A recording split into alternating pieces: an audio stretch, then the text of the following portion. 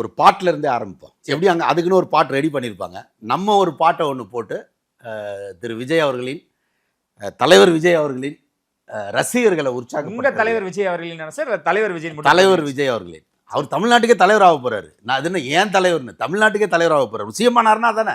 சரி, அது எப்பன்றது அவனுக்கு தான் தெரியும். ஆனால் அவர் கன்ஃபார்மா சிஎம் ஆகிறாரு. அது கன்ஃபார்ம். அதில் ஒன்றும் மாற்று கருத்தே கிடையாது. ஓகே ஓகே, ஒரு பாட்டிலேயே ஒன்று ஆரம்பிப்போம்.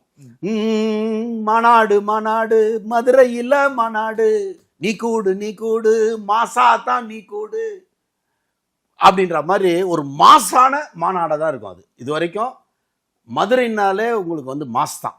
அந்த மதுரையோட மக்களோட மனோநிலை இருக்குல்ல, அது மாஸ் தான். சாப்பாட்டுல இருந்து கோயிலாக இருந்தாலும் சரி, எதுவாக இருக்கட்டும்.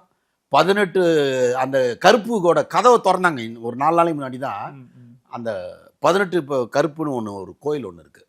அதை திறக்கும் போது மக்களோட அந்த ஆரவாரமாக அந்த இதுவும் பார்க்கும்போது மதுரையோட அந்த வெறி இருக்குல்லங்க, அது உண்மையிலேயே தமிழ் தான். அது மதுரை தாங்க. அது அந்த வெறி தாங்க. தமிழனாலே அது வெறி தான். அதனால தான் திருப்பரங்குன்றத்துலேருந்து ஆரம்பிக்கிறார் முருகன்.